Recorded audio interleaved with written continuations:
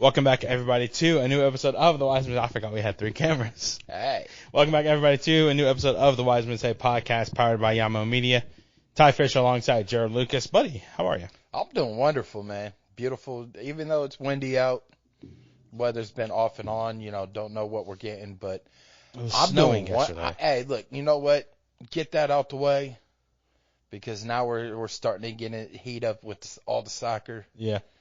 Multiple games are going to be coming back here in a couple weeks. Love it. Obviously, I don't.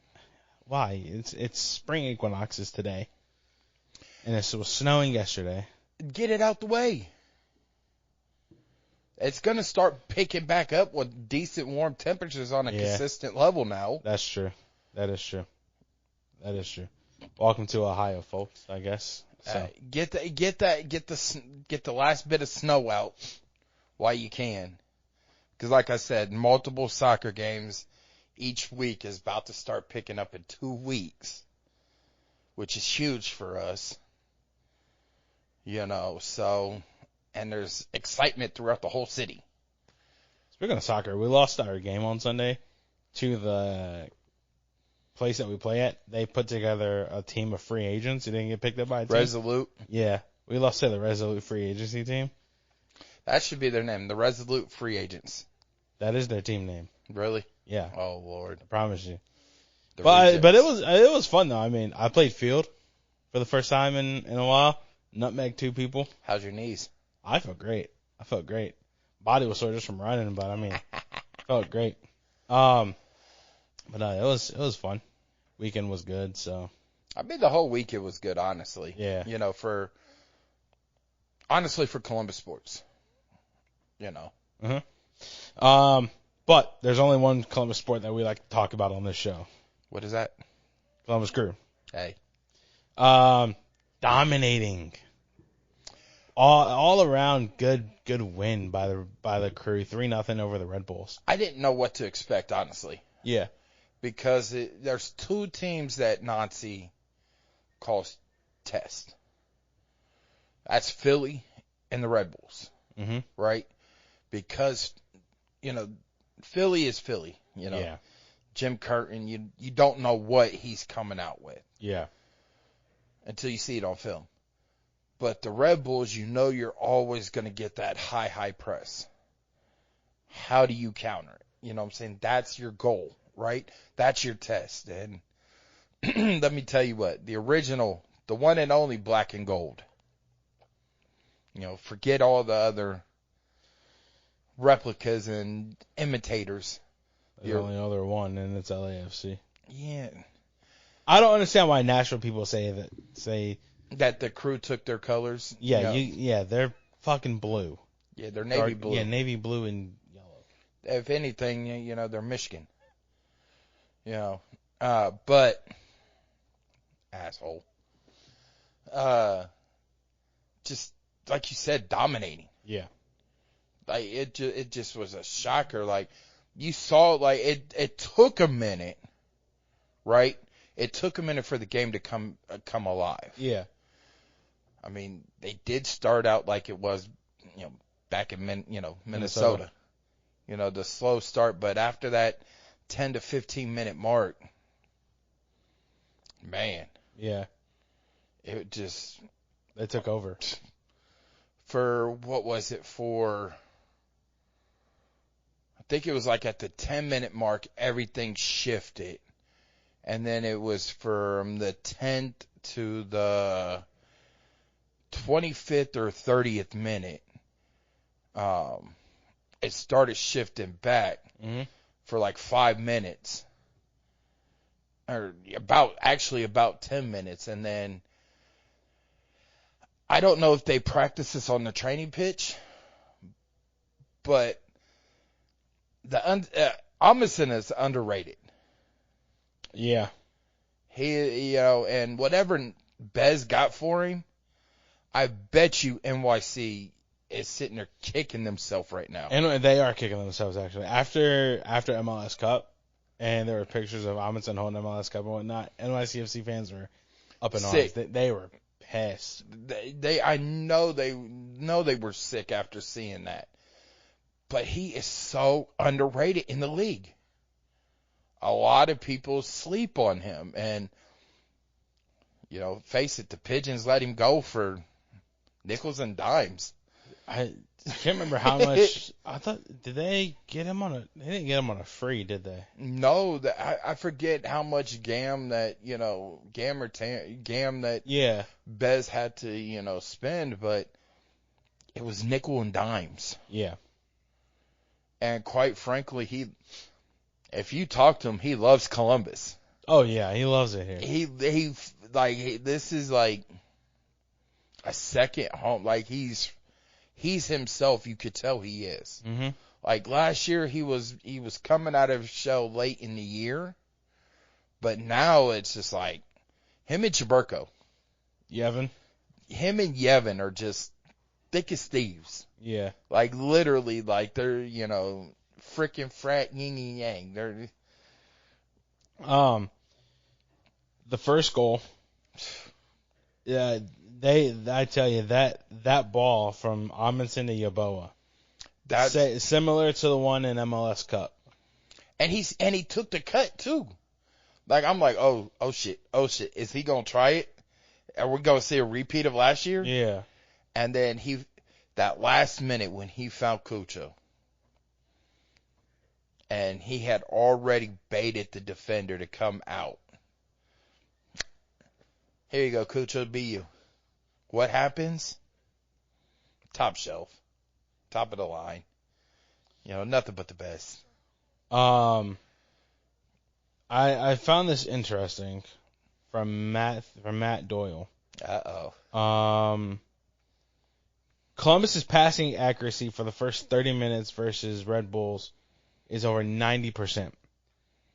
Red Bull routinely allow under 70% passing accuracy. Coming into the game? The first 30 minutes, our passing accuracy was over 90%. But coming into the game, they normally routinely allow under 70, yes. What's that say about Nazi? Well, what's that say about the and the system in general? That's what I'm saying. Like Nazi system. What's that telling you? Like that's telling you like one, the players truly believe in this system. Mm-hmm. They thrive in this system, and the fact that he's able to push players to bring out the best in themselves. He loves playing players at different positions to get them out of their comfort zone. So then they start, because honestly, Amundsen was a winger, right? Yeah. Converted to a left back. He has said that when he plays wing, he feels uncomfortable now. Like how? If you've always played a wing, but get, put back at left back, and now you're saying your natural position is uncomfortable? Yeah. That goes to show Nazi's system that gets you to be able to learn another position and maybe excel at that position. That's Amundsen's, one. Yao is one. You know what I'm saying? Yao was what? Yao was a winger. He's a winger, but I mean, he's more effective now. Mm-hmm. In Nazi system. Yeah. Sean's a Swiss Army knife. That's what I'm saying though, because he was a midfielder, put back at center back and right back, left back, keeper if needed, striker. He knows all these positions. So to having a player like Sean on your team is just, it's a chess move. Yeah. Morera, a converted, right back. Yeah. Well, that was his natural position. Was the right back? Yeah, he was right. Mm-hmm. But he was playing some wing. For a little bit, yep. You know what I'm saying? But then went right back to, his natural position. I wouldn't even say a right back now, because if you have the wingers dropping in, now they're playing more of a fullbacks of the left and right wing backs. I'd probably say he's more like a right center back. So I mean, either way, you know what I mean? He's been, different positions. Yeah. But Nancy pushes you outside of your comfort zone. The only one I think he doesn't push out of his comfort zone is Cucho. Well, yeah. But here's the thing, though, right? But there's other ways to push him. Right, but but you also see the intertwining of the three. Right? Now it's Rossi, Jason Russell-Rowe, Cucho. Now you see the intertwining between the three, where Cucho would be up top, Diego's on the left, Jason's on the right. Then at some point in time, Jason's in the middle, Cucho's on the left, Diego's on the right. Diego's in the middle, Cucho's on the left, Jason's on the right, vice versa. I think with the two cams behind the striker, but they kind of branch out to be a front three, like a winger, striker, winger. I think it suits all three of them, because now you're playing with fire a little bit. You don't know who. Yeah, you don't know, because now I'm seeing Cucho drop back into the midfield to collect a ball and spring Jason or spring Diego or spring Christian. I see Matan dropping back into the midfield to spring Cucho, Christian, Diego. You're playing Russian roulette. Yeah. It's your turn. You pull the trigger. Who are you getting? You know what I'm saying? Is it a blank? Is it an off night for this person? Or when you pull the trigger, does, something happen? Yeah. You pull the trigger, Cucho springs Jason, and look, which leads into the next goals we're going to get into. Man, I tell Jason's you what, goal in the second half. He needs to stay on the right. Whatever happens, he needs to stay on the right. Mm-hmm. Because I think if he stays on the right side of the pitch, right, I think you get more productivity out of him. Because we've seen when he's on that left side, his left foot is not, that's one thing he needs to work on, is his left foot touch. Or his left foot shot, right? But when he's on that right side, boy, and you can spring him, he's a sniper, man. Really a sniper. That was a great, and I actually went back and saw, I thought Cucho won possession, but it was Aiden. Mm-hmm. That one possession found Cucho one touch, nice little through ball right into the path of Jason. And that was probably one of his hardest goals that he's had to score. Probably. Because like Nazi said, his goal, it wasn't an easy goal. Because you had the defender right here. You had the keeper coming out. Yeah. And you had a split second. And the way he touched it with his right foot, bottom corner, had him beat, right? And it just, and then he got fouled. After he let the shot off, he got tripped. Yeah. So, I mean, he was in the box already. Goal, ball had already went in, but got tripped, and you saw him, go to the ground. So it's like, do you call, is that something that you call tripping? But, I mean, he scored already. You let it go, right? Yeah, you count the goal. You don't be too petty. But, with these refs nowadays, yeah, I want pro back. Because the shitty calls that we get from pro, at least we know, when we see, who's officiating, we know if we're going to get, more fouls called on us, or more fouls on the opposing, or if it's going to be split, or if it's just going to be, we're going to let you play. Yeah. We know what we're getting with pro. With these ones, they're pulling everybody off the street.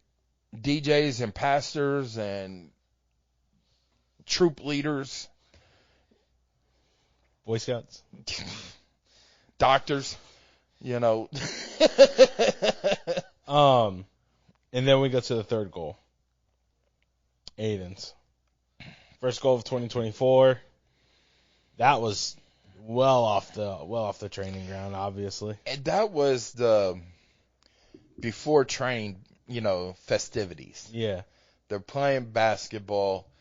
Let's see if, let me throw this ball to you. You head it to him and see, if you can make a basket. Mm-hmm. Oh, you could do that? All right, cool. Now let's apply it. So Now let's go here. This is after training. We're walking back to the facility. Let's try this. well, I don't know if you heard, but Aiden said that, I can't remember if he said Johan or Kwame said that they need to have somebody at that back post. Yeah, he said. Was it Kwame? Kwame has said that. Yeah. We need somebody. We need somebody at that back post on set pieces. Yeah. More, and so he's like, get out there to that back post, and sure shit, Diego with that cross.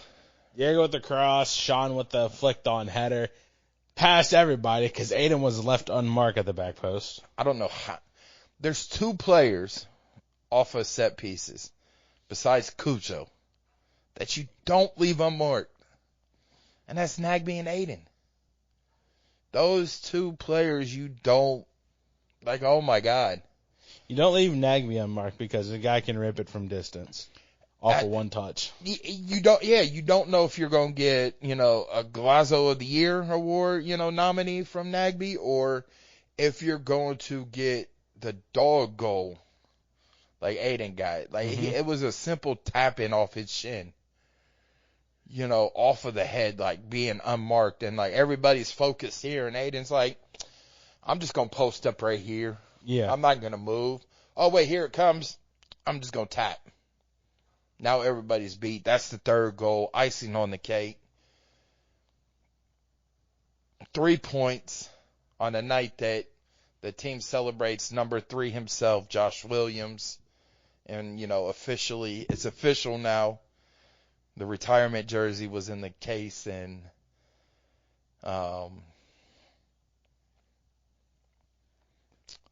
there was another number 3 debut. I forgot to even put that in here. Damn. Will Sands. I nudged you in the 80th minute and was like, Will Sands is over there warming up, away from the normal warm-ups. Mm-hmm. And so we're both sitting there watching the play, looking up. And when it was like, okay, well, we might not see him now, because then he joined the regular line. No, so you nudged me as he's trotting over to, it's like Will Sands about, and off we go. Will Sands is about to come in. But I don't know if you saw it. When he came in, two people who greeted him on that side of the field. I saw Aiden and I saw Patrick. Patrick came running up to him, right? Aiden came up running to him. He exchanged a hug, whatever. Mm-hmm. Will went over to Sean. I did see that, yeah. Like, ran over to Sean, shake, and then it was game on. He, shaking some of the rust off, right? Yeah, hasn't played in almost a year. Yeah, but a year to... It'll be at the end of April. Yeah. Yep. Towards the end of April would be a year. 20, I think it's 23rd. 23rd? Okay, I thought it was 27th. It might have been. Somewhere in between there. Yeah, but it's towards the end of April. Yeah. Yeah. To see him back out there. Not seeing him on the injury report. To see him warm up. To see him get called in on a night that a crew legend was honored that wore the number 3. You're wearing the number 3 now. Pretty much the same position. You know what I'm saying? Not really. Josh is a natural center back. Yeah, but also Will would drop back too. Yeah. You know what I'm saying? Fair. He was supposed to be what Sean is now. Yeah. Which he could get to that, but he just needed to get out of that mental of, the nervousness of being back out there. And I think we'll talk about it later. But I think after this weekend, he might be out of that. Yeah. Moving on, Cujo doing Cujo things. Man just can't be stopped. He really can't. And I told people, I even said it to you in the press box, Cujo's about to tear this league up now. He went platinum again. He dyed his hair back platinum, the original color he had when he came here to Columbus 2 years ago. Year and a half ago. It'll be 2 years in June. Mm-hmm. The man came in 2022 with platinum hair and scored 9 goals in, was it 6 games? Or no, not 6. 9 goals and it's 9 goals in like, I want to say 10. Somewhere right, but it was absurd for Yeah. him coming in halfway through the year. Yeah. And he's scoring 9 goals.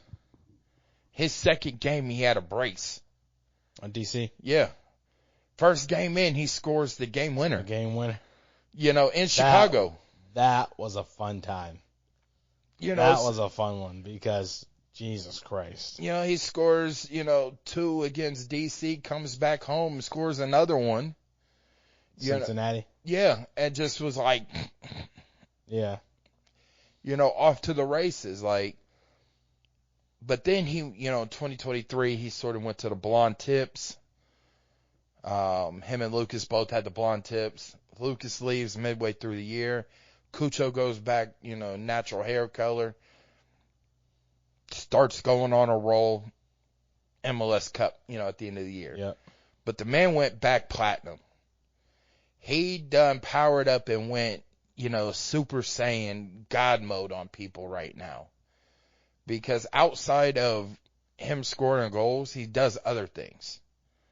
His shots, right? He's leading the league in shots right now.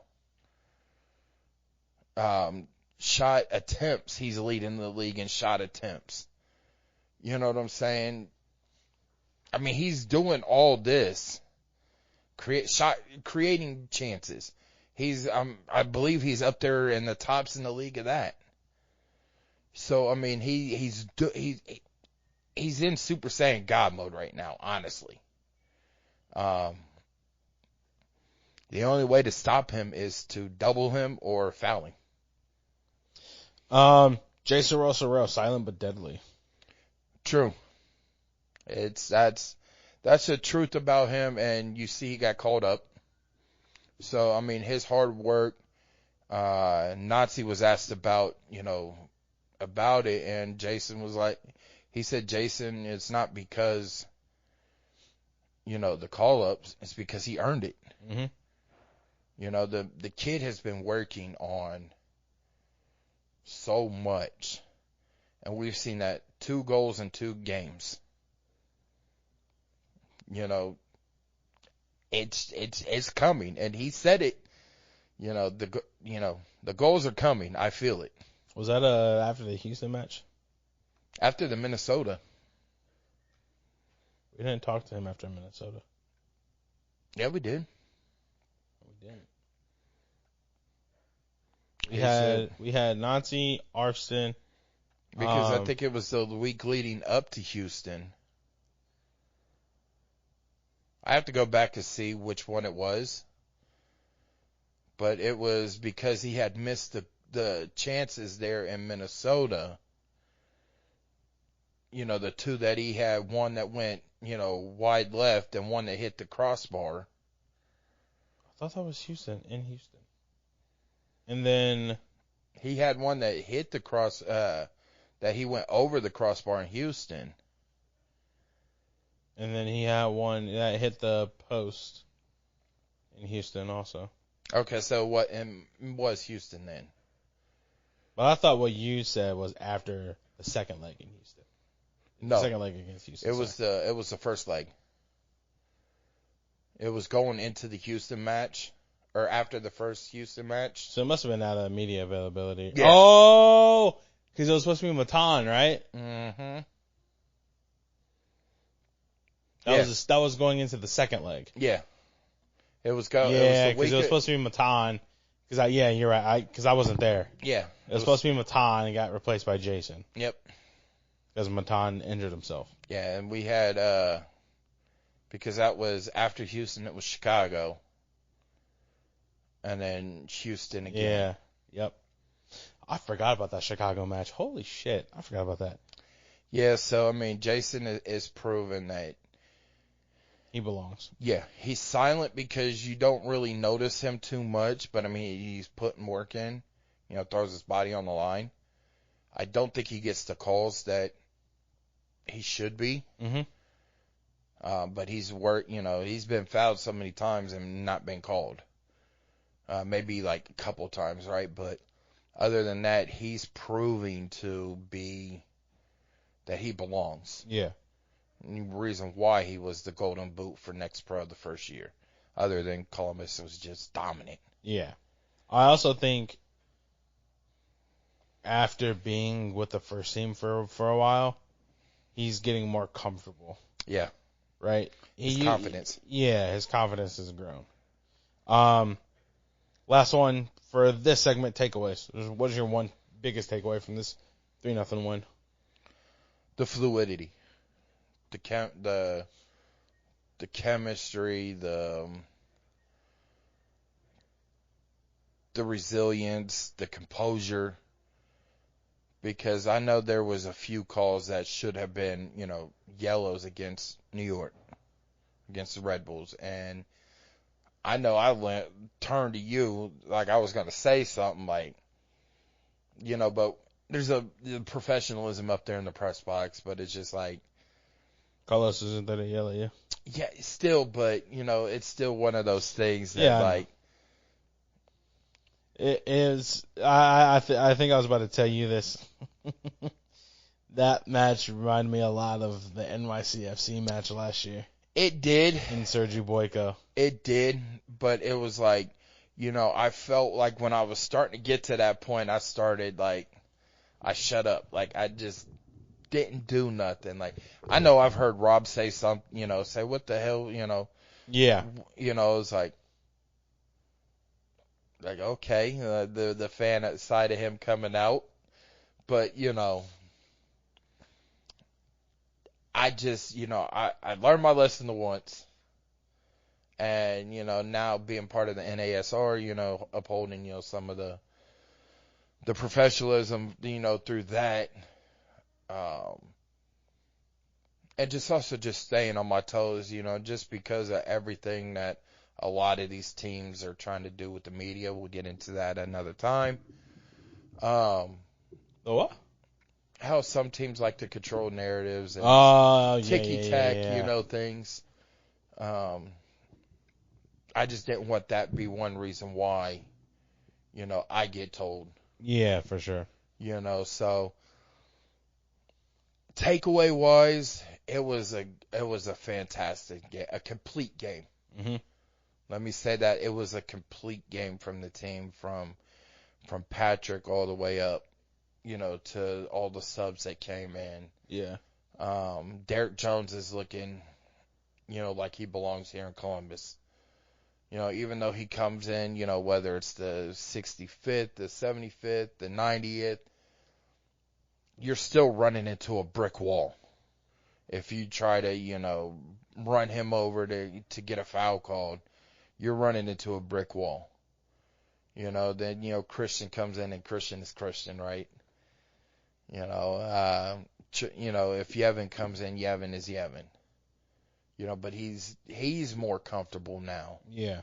But to take away from the game, it was overall on an emotional night, the composure of the players, the resilience to get after it.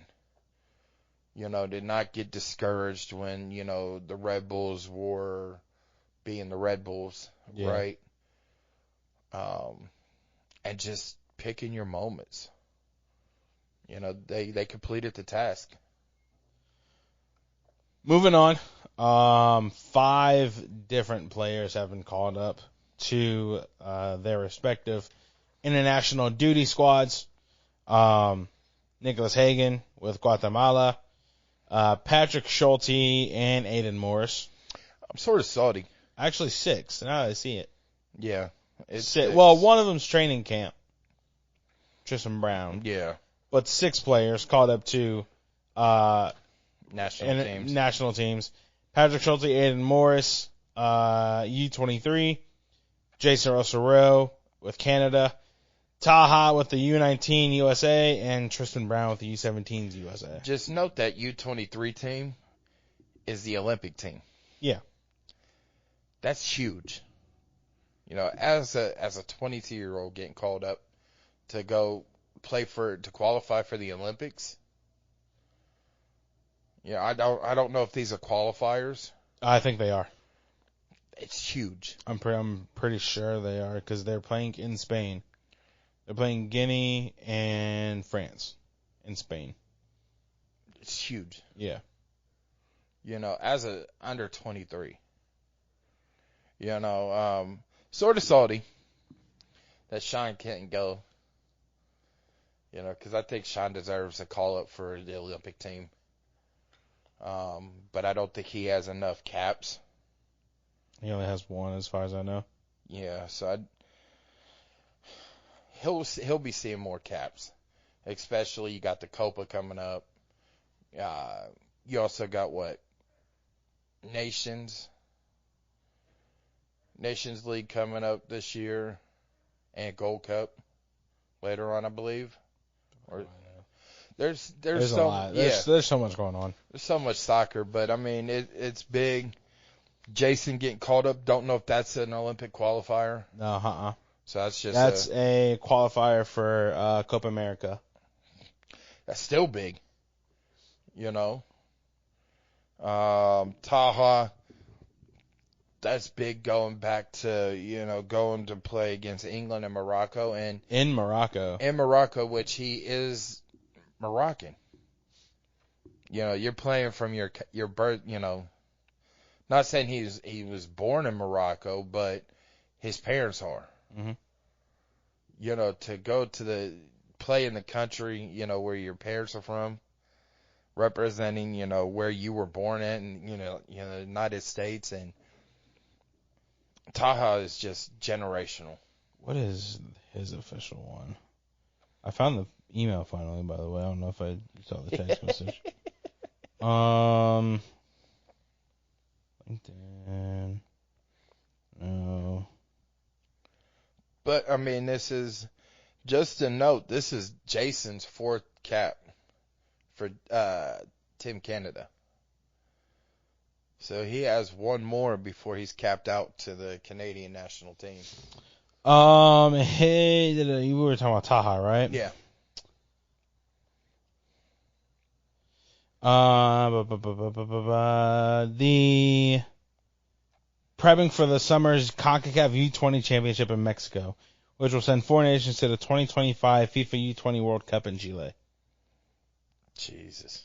Going down the list, because Nicholas Hagan also got called up. Guatemala international friendlies. Facing Ecuador at Red Bull Arena in New Jersey on the 21st of March. And then Venezuela. Yeah, I did. For some reason, I thought I put something else there. Venezuela at Shell Energy Stadium in Houston, Texas on the 24th of March. We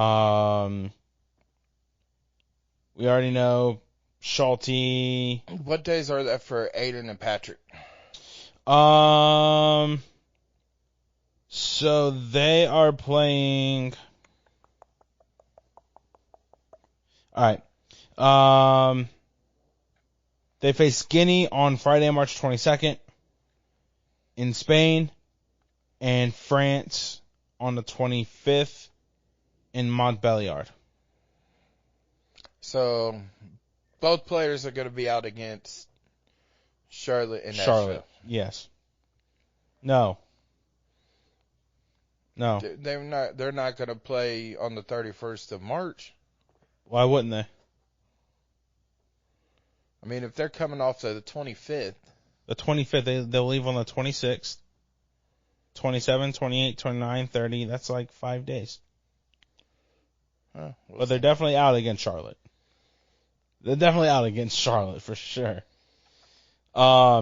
Jason Rosario, Taha. Tristan Brown gets called in for the U17 training camp. Which, that's good for him. Yeah. Jason is out against Charlotte. So we won't have Is that the 22nd also? I believe so. So he won't be in for Charlotte.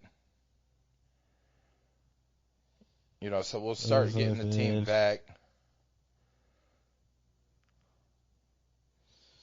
Russell Rowe has been selected to Canada's 23-player roster for the 2023-24 CONCACAF Nations League playing tournament in Toyota Stadium in Frisco, Texas on March 23rd.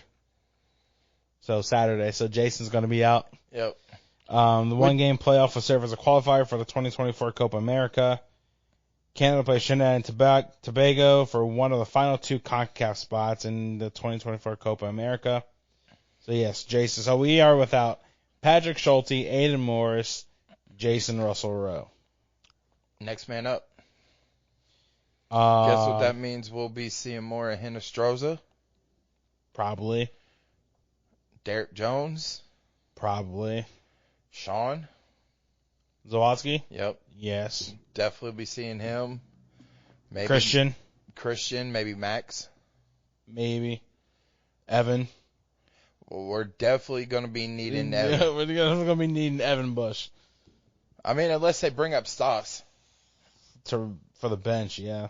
And the way Charlotte's playing right now, I mean, I wouldn't mind putting Stas out there. No. Evan Bush. Nah. I'd put Evan out there, but, Stas has actually shown that he's improved a little bit during, from preseason. This wind out there is blowing like crazy. Brutal. But no, Jesus it's, Christ. Congratulations to all 6 of them. You say take a quick break? Yeah, take a break. I need to get some water. I need to go. All right. Yeah. This is Wisemen Safe Podcast powered by Yahoo Media. We'll be right back after this short commercial break.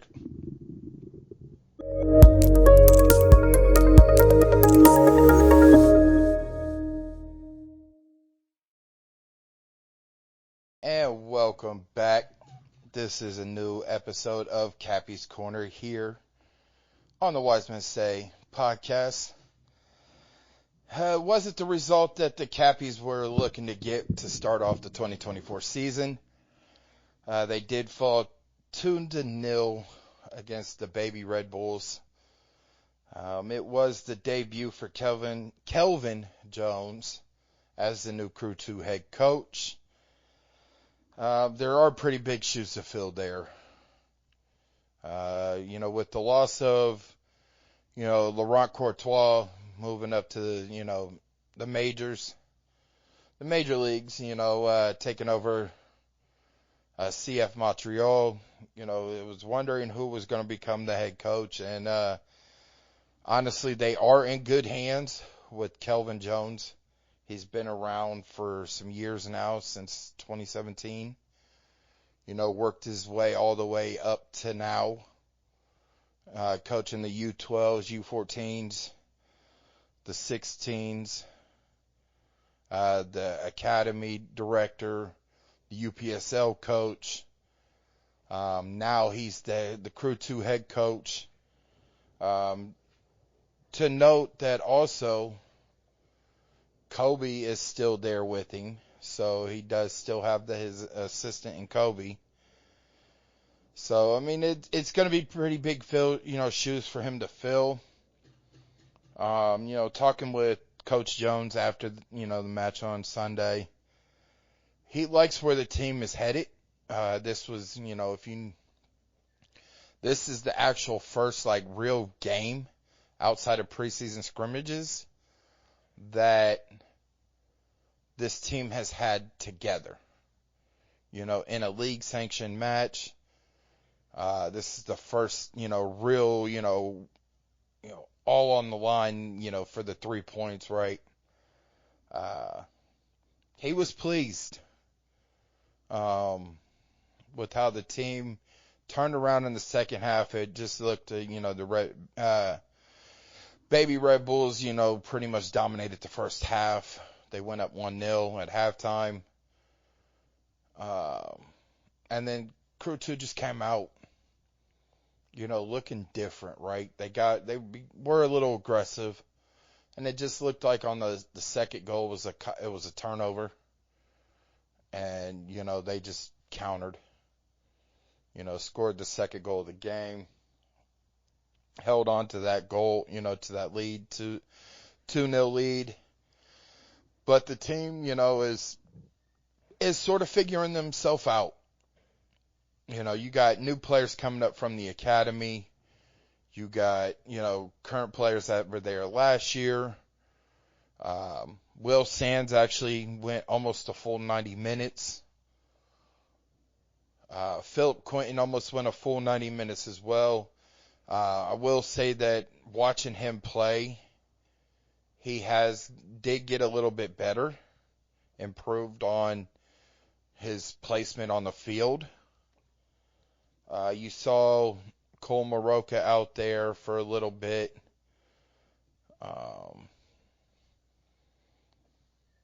One person I think that brought a little more energy off the bench was Owen Presses.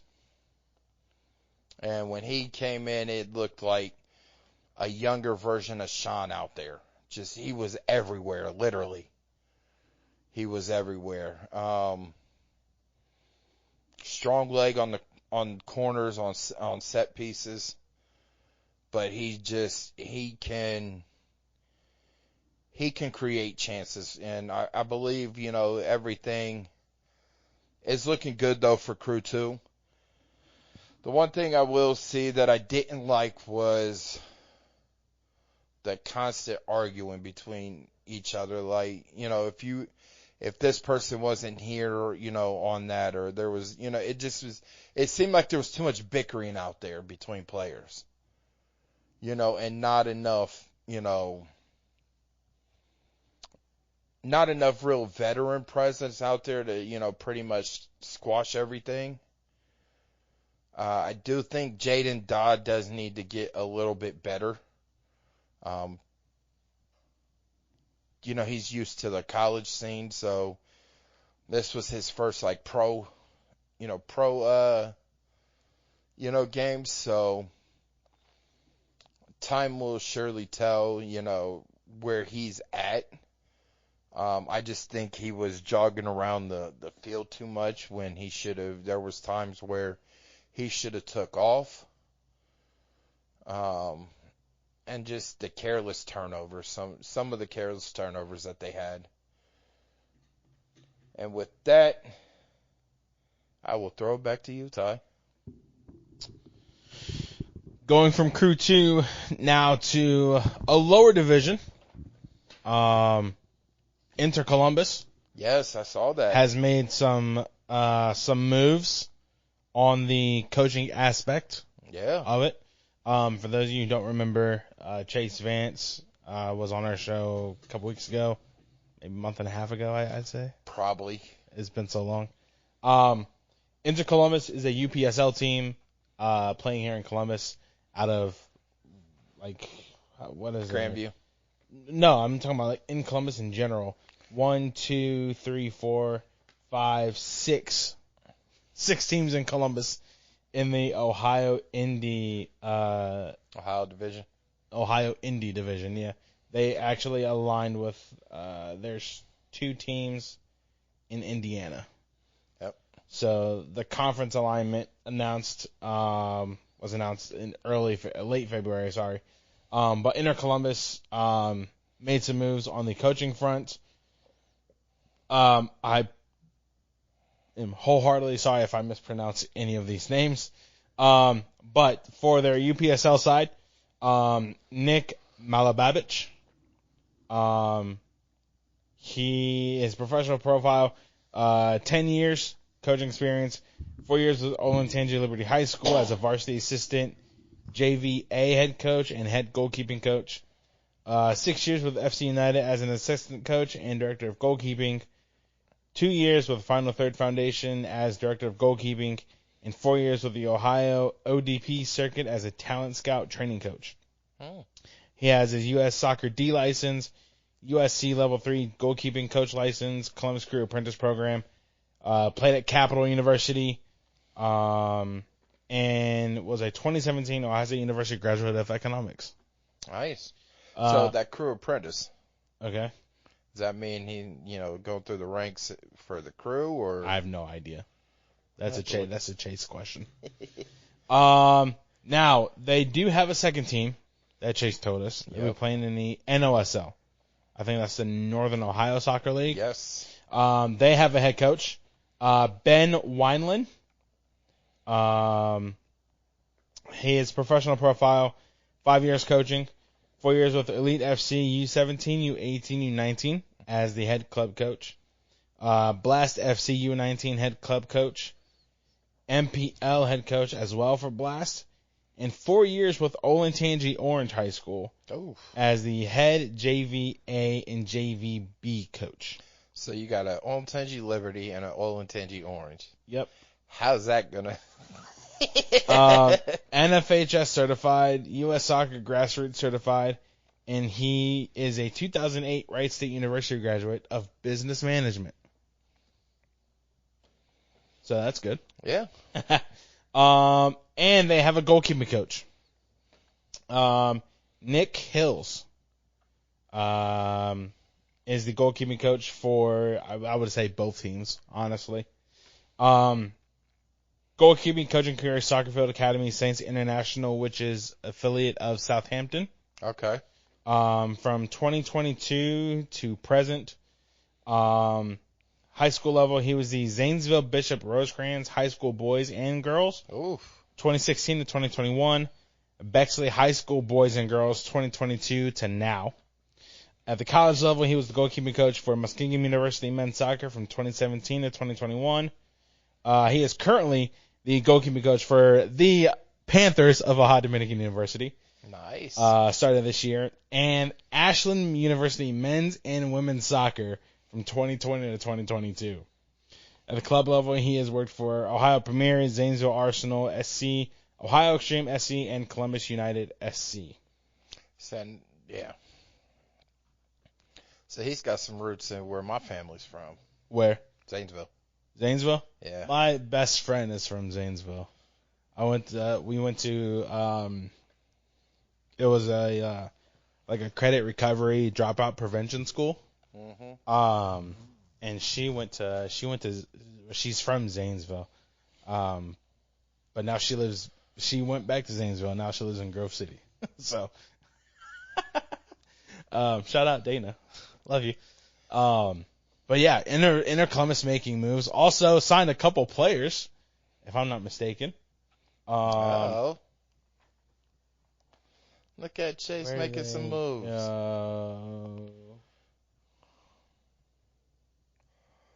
I think just do the most recent. Most recently, Nate, I want to say Air for the upcoming season.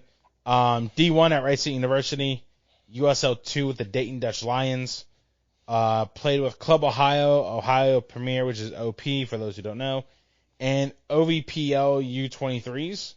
He also is a graduate of the Golden Bears of the Port Arlington. How's that going to handle? You got a Liberty Patriot. Yep, yep. An Orange Pioneers. Pioneer, and a Golden Bear from Upper Arlington.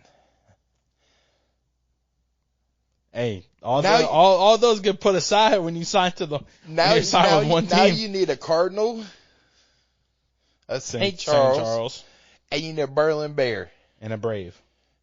And an Olentangy Brave. And you'll have the They also signed my guy, Mubeli Mahango.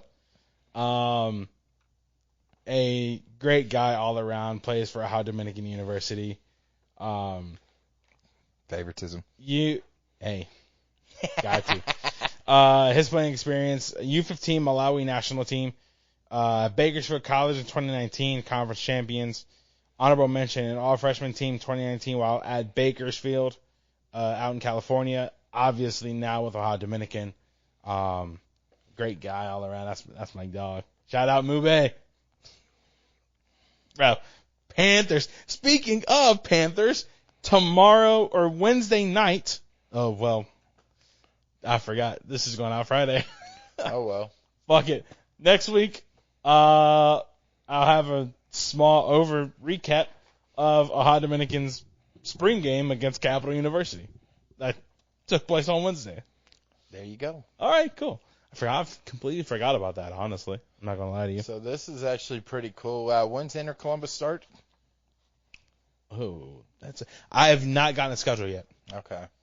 I have not gotten a schedule So, yet. ladies and gentlemen, once we get a schedule for Inter Columbus's UPSL and NOSL teams, we will let you guys know. Come out. I believe it still will be. Did you say NPSL? UPSL and I thought you NOSL. Okay. Gotcha. Let me see. I don't think they have a schedule. Once we get a schedule, we'll let you guys know. Come on out. You know, it's usually before crew games on Saturdays. Not too far from lower.com's field. The Grandview's, they can't use Grandview, remember? Ah, shit. Because Grandview's redoing their track. And they can't let anybody play until fall. So we have no idea where they're going to be playing. We'll find out where they're playing. Hey, Bradford School. What? Go to have them play there. Where? What is wherever FC or Columbus plays? The Wellington School? Yeah. Bradford, Wellington, whatever the fuck. Two completely different things. Oh well. He said the Bradford School. Wellington School? That is if FC Columbus isn't playing there. Do they play this spring? They play spring. I'm pretty sure it's summer. Have they folded? Because I haven't FC seen Columbus? Yeah, I haven't seen nothing. No, not that I know of. I haven't seen nothing from Wolf. Was it Wolfridge? Wolfridge? Yeah. I don't think so. Needless to say. Oh, hey, there we are. Wow, I had long hair back then. Oh, Lord. Needless to say, we'll let you know when and where. Looks like they play in the summer because here's a game day poster from June 30th. Looks like they play in the summer. I don't know. I haven't seen any. There's nothing. That's what I'm saying. Like, there's nothing on here. We'll let you know when and where. We will. Inter Columbus will be playing, and just come out and check them out, man. Honestly, it's free soccer, local soccer. You see what the Crew Academy did for UPSL the first year. They went all the way to the Final Four. Come out and see the league that, you know, Inter Columbus is in. Same league that the Crew Academy went out there and went out to the Final Four in California. Indeed. But now we look ahead to Saturday. Columbus, Charlotte. One time we've been there, we got rain. It got rained the fuck out. Listen, it's Columbus versus Charlotte and Columbus versus Turf. Yeah, two things that don't go well together. No, and that's with players getting called up. We now have to go to the bench. God, I can't wait till they decide to ban turf from MLS. You and me both, honestly.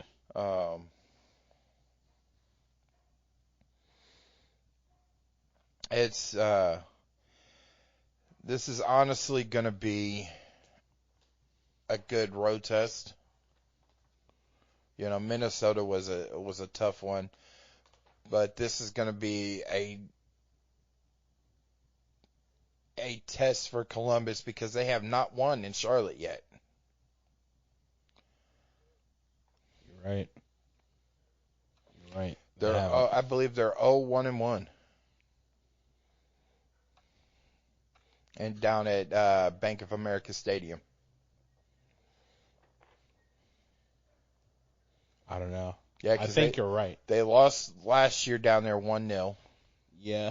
And then the year The that makeup, it got the makeup game, they it was tied. 1-1. Yeah, they tied because it was. Dude, there's a piece of hair.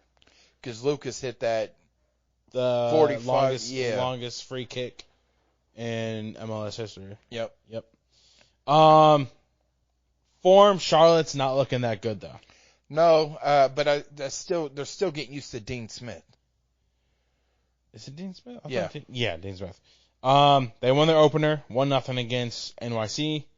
Then they went on the road to Vancouver. They've been on the road for the last 3 games and have taken 1 point out of a possible 9. A tie, 1-1 against Vancouver. They lost 1-0 to Toronto, and then they recently lost 2-1 to Charlotte. 2-1 to Charlotte? Nashville, sorry. That's what I said. I said Nashville. Shut up, man. Let me live. So their road form not the greatest. No. Obviously.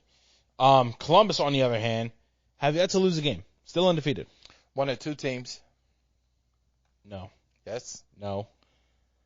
One of 2 teams still undefeated. There's more than 2 teams undefeated. There's like 9 teams undefeated right now. If we look at the conference standings, who has not lost a game? Columbus, yes, Cincinnati, Nashville, Philadelphia.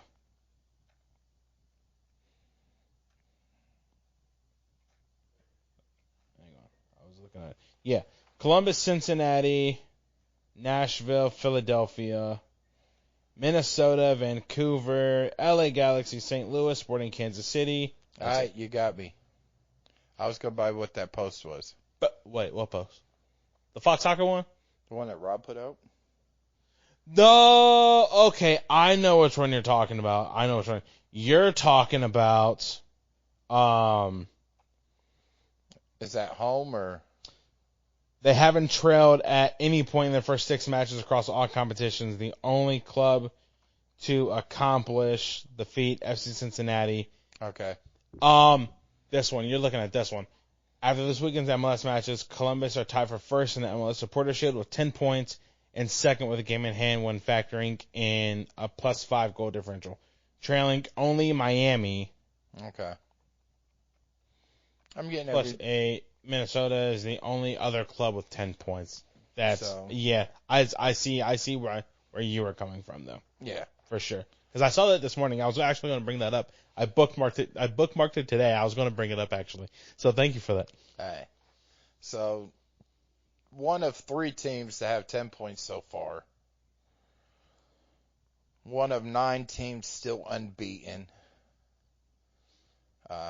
As you could tell, out of those 9 teams, one of them was not Inter Miami. Thank God for Montreal. Thank God for Montreal. Gotta love the Impact, right? Man, I missed him. I missed the team name Impact, man. No, but it's the Crew or what did Tom Bogert last year? Columbus Crew is the most exciting team to watch. They still are. Yeah. They still are. They're the most entertaining team to watch in the league. They really are. And if I promise you, if somebody tries to say that Miami is the most entertaining team because they have Suarez, Messi, Busquets, Alba, and whatnot, I'm sorry, but you're literally talking about you're taking prime Barcelona and putting them all together. Prime Barcelona was the most entertaining team to watch in world football. In MLS right now, it's Columbus Crew. Yes. Jesus Christ. And the Crew are still... You know I still have trouble with this thing. The Columbus Crew are still unbeaten, and I think 17 now. 17 MLS games dating all the way back to their last loss. Which was... Houston, I believe. Yeah, which is Houston. Which is the last time they were shut out. Yeah. Yep. So, I mean... You got to take a look. They still have one of the longest win streaks right now. Win streaks are, let's just say unbeaten streaks. Yeah. You know what I'm saying? They're still unbeaten at home. since last season. Mm-hmm. 20 consecutive home sellouts in MLS competition, Mm-hmm. not counting CONCACAF. Which, by the way, I was right on the number. At least 10,000 was going to be there for CONCACAF. I got told I was smoking dope for that, but you know. Hey, people come out. It was so hard though because it was a 6:00 game, but everybody was still coming in. Yeah. You're finding places to park, you know what I'm saying? But anyways, going back to Columbus, 20 consecutive home sellouts in MLS competition. That's just saying something. Since last year. So, geez. Key players. For which team? We're gonna do Columbus. Okay. Well, we'll get to Charlotte when we do that part. Key players. Oh. I'm gonna say Nagby. Right? I'm gonna say Evan Bush is a key player. Yeah. And whoever fills in Jason's spot, whoever is going to be, the other forward, have a feeling it's going to be Derek Jones starting in Aiden's spot. I can see that. Or Sean. I see Derek because Derek knows Charlotte. Used to play for Charlotte, yep. Yeah, so he, it's a homecoming for him. But don't count out Will Sands being played. And I think this will be where the mental hurdle is. Coming out there playing back on the field that you got hurt on. Yeah.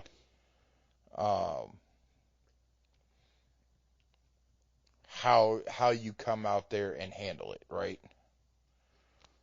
As of right now, Matan is still out. Don't know how, he's day to day. Honestly. I think last I heard there was no timeline for his return. Yeah, so don't know what's truly going on with that injury, how bad it is. Although Nazi says that it's not bad. I also think with Nazi, they want to take their time with stuff. Yeah. Right? Because if you rush somebody back, the risk of re-injuring or even tweaking something is very high. Yeah, so it's those are the players. Whoever fills in, in that other forward spot alongside Cucho and Diego. Nagby, because you're going to be, without your sidekick, Aiden. Mm-hmm. And then Evan Bush, the veteran, being able to, you still have your whole back line, right? Yep. Steven, you still got Camacho, you still got Amundsen. So you don't, it's one of those, but, you got a different keeper back there now. Mm-hmm. It's not Patrick. So Evan, we'll see how Evan's veteran, side comes out, right? That's it. I thought you were finishing up. Looking at the table now, Columbus currently second place, 10 points, averaging 2.5 points per game, through 4 games. Scored 7 goals, have 2 goals scored against. Who was the other one? It was Minnesota and Chicago. Chicago's was... Oh, yeah, because I had to rewrite my recap. It was, yeah. With a +5 goal differential. Tied for first with Miami in the conference and in the Supporters' Shield. I'm fine with that right now because Inter Miami's going to be dropping. I'm cool. Charlotte currently sitting in 11th place through 4 games. 1-2-1 with a -1 goal differential. Yeah, I look at the East right now, and there's a lot of teams that are towards the bottom right now. that, I mean, you Are got normally higher up in the table. like Philadelphia, Philly, Orlando, New England. NYC. NYC's usually like right there in the middle. Yeah, 12. New England's normally in the middle. Yeah. Nashville is sort of down a little bit. They're 8th right now. So you're usually seeing them higher. Not counting, not seeing, Montreal up there, Toronto. Who else? The Red Bulls. They're 6th.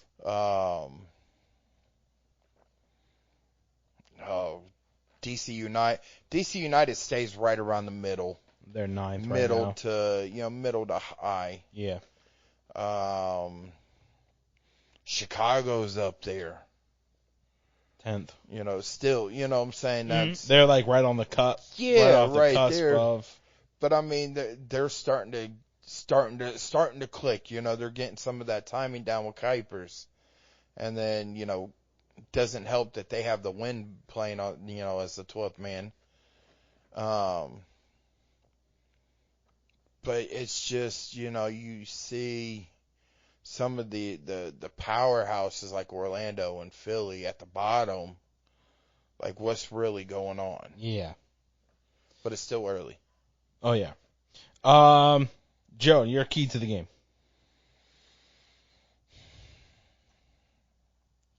Just keep playing your brand of soccer. Anything else besides that? I mean, it's not really too much that you can't say, like, just try not to get out to a slow start at times. Golly. Yeah, work on that. Work on the starts. Yeah. Work on the starts and the not gonna say real sloppy, but it was choppy. Mm-hmm. The intermediate spurts, right? Work on your starting of the game because they've been doing better closing games out since the Minnesota game. Yeah. Hell, they've been scoring in stoppage time. But it's the road. How can you take that home atmosphere with you? Mm-hmm. How can you bottle how you play at home and take it with you on the road? Yeah. If there's something different that you do pregame for home versus away, do whatever you do at home for pregame. Don't watch, MLS 360, or, whatever the case may be prior to the game. Stop looking at, previews before, the night before. Yeah. Get you a good enough sleep, and just clear your mind before you go to, before you step out onto that field. Christian Ramirez can't, his pregame is eating his cloud candy. Still want to know what that is. No idea. But go get some of his cloud candy. If it helps you, play better, hey, whatever. Coming up to preview the opposite side of the matchup, Charlotte FC Fan TV will be joining the show to give us the inside scoop on, what they like of the team, of their team, what they don't like, key players for them, and just, kind of banter back and forth a little bit on how crappy it is to play on turf. Yep. And how better it is to play on grass. I guess. Yeah. Yeah. Yeah. The Wisemen Say podcast powered by Yamo Media. We'll be right back after this.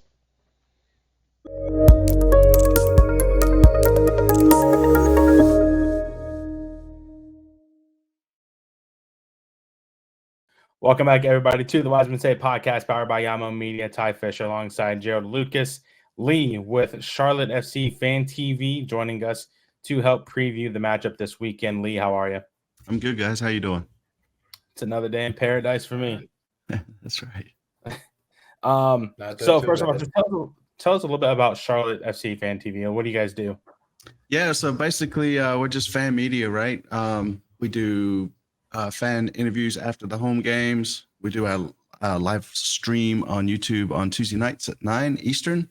We got media passes, so we have access to some of the players, the coaches, behind the scenes, and that kind of stuff. And just any breaking news, we try to hit it as best we can from a fan perspective. Nice. Something similar to what me and Gerald do. A little Yeah. bit. We're credentialed up here in Columbus, so That's what's up. Yeah. it's been going on 11 years for me. I think Oh wow. 2 or 3 for Gerald, I think it is. Yeah. It's a Yeah. grind, isn't it? Oh my gosh, yes. Yeah. So you guys make sure you sub to these guys and follow them and thumbs them up and everything else that you can do to help out. Right. But first off, to kick us off with, previewing the match this weekend, just the form of Charlotte. How's that looking? Are there any concerns so far? Yeah, I mean, I don't think our record is really fair to us. We've had a pretty tough start to the season in regards to the schedule. We're just coming back off of a 3-game road trip, right? And 2 of those games were Toronto and Vancouver. So we did the Canadians part in Nashville. And opening day, we played New York FC. And so, that was our only win. We got a draw on the road, and then we got the 2 losses. Many reasons, excuses for that. We're essentially playing without any DPs currently. And I think our biggest issue personally, is just the lack of chances created. And so obviously without the chances created, you're not going to get a goal, right? Or get a chance to score at least. So that's the biggest thing. But compared to where we were last year, I mean, this is our 3rd season, 3rd manager. Kind of like we're just kind of looking at it as sort of like flush the old guard, reset, start over. Yeah, definitely. What about those games, or what makes you say, besides what you say it's unfair? I mean, Charlotte last year seemed pretty good, and whatnot. So is it just the new manager? Is it still trying to get acquainted to his tactics? What is it that makes it unfair? I'm just, like I said, the Eastern Conference is a strong conference, right? And, to play, we played our home game, right? Opening day, and we always sweep New York. So, we're out there just sweeping the streets of Manhattan, apparently. But then, to go on the road, right? We had 2 road trips, Toronto and Vancouver. I mean, from Charlotte, well, you guys know it, right? From where you guys located, that's a trek. It's like 2,000 miles or something, right? And to do that back to back, and then also, the traveling, I feel like it can cause heavy legs, right? And and then we come back and we play you guys, right? And then the following week we got FC Cincinnati. So it's the East. And that's what's great about the Eastern Conference, I think, right? It's just some really good football, and hopefully we can get our stuff together. I think our biggest problem is again, with the new manager comes new tactics. Not so. We let 2 of our DPs go before the start of the season. We didn't bring anybody in. We do have Abada coming in. He was a Celtic winger. Now he's from Israel. But he's away on international duty this week, so we probably won't see him until next week. Okay. And then Enzo, our only DP striker, he's out injured, and he should be back next week too. So you guys kind of got us at a good time, man. Uh-oh. That's our excuse we're going to use this week. Hey, that's what Atlanta tried to use last year, and we beat them 6-1. So yeah, well, we screwed that city. Fair enough. Hey, fair dues. So without having the DPs, then who are the key players that Columbus should watch out for? The key players, it's probably going to be more of our midfield. I think, Westwood, he's our captain, right? He comes over from England. He's he's a good veteran. I don't know Vargas, but I think he's out injured too. I don't think they've said how long he's going to be out for. Really the problem I see with Charlotte right now is just at the top end, right? Before last year we were creating, we just couldn't stop people from scoring on us. And now this year we sort of can stop people from scoring, but we can't create. So, I think we've flipped it around, but yeah, I mean, like player wise, like who to look out for. I mean, again, I got, most of our stars are sort of away or injured currently. We got a young guy named Patrick up top that's replacing Enzo. Um, a lot of potential. He didn't show up last week, in my opinion, against Nashville. But if he can get on, he's pretty good at. He might nick a goal and surprise somebody. So depends on how he plays, in my opinion. Talk a little bit about the new guy you said. Tabata? Yeah, from Celtic, right? Yeah, he's coming from Celtic. Okay, yeah. Talk a little bit about him. Did you look at any highlights of him? What do you like of him, and what do you think he can bring to the team? Yeah, I mean, he can bring that flair that we're missing, right? He seems to be able to bring that creativity that we're missing. He seems to, at least on the highlights, right? I mean, highlights always show the best side of a player, typically, right? But he seems to show up in the right spot at the right time and, nicks a couple of goals. Just kind of reading some of what the Celtic fans have said, it seems like he could be a hit and miss guy, right? Like he's either going to show up or he's not. And so there doesn't seem to be any sort of happy medium there. So, hopefully he comes in. That would be our second DP. I believe he comes in as a young DP too. But I know MLS is talking about changing that up. So, but we'll just say DP for this conversation. So, yeah, I mean, hopefully he comes in and gives us the flare off the wings that we need, and then hopefully he can gel quick enough. But, as young as we are, and you guys have probably seen it, and it normally takes a player a good season to get settled. So, it's not trying to not put all the eggs in one basket and saying this is going to be the guy that, takes us to the playoffs at least. Yeah, definitely. I think a lot of Columbus fans were like that when we signed Cucho Hernandez from Watford. Yep. Right. But mid-season, I mean, his debut in Chicago, he gets the game winner, gets 2 goals his next game. So he's off to a hot start when he came into the league. But, of course, it was right in the middle of the summer, so he only had half the season to get acquainted to the demand that MLS has and whatnot. Yeah. And then, the first full season, I think I was, 22, I think it was? Or 23. Yeah, 23. Or no. Yeah. So last season? Yeah, 23 was his first full season in MLS. He came in the summer of 22. Yeah. Yep. Because we still had Porter. Yeah. And then we got Nancy last year. Yep. But I mean, I think everybody was banking on him to be like the next I don't know, but was counting on him to get all the goals. But it's like give him a pressure. He's only 20-something years old and having his first full season in MLS. Give the guy a break. Golly. Yeah. Well, though, it's always hype though when you sign a player, right? Yeah, definitely. You said what, Gerald?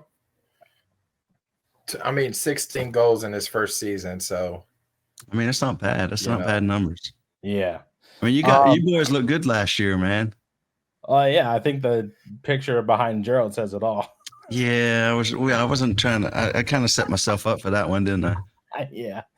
But I know one thing. You guys, good. You guys had a star on Crown Legacy last year. That did play some first team. I can't remember his name. I know he's a forward. I think you're talking about Patrick Agaman. Yep. And that's who's going to be our striker this week. Okay. So how has he been, has he been up there with the first team training this year or?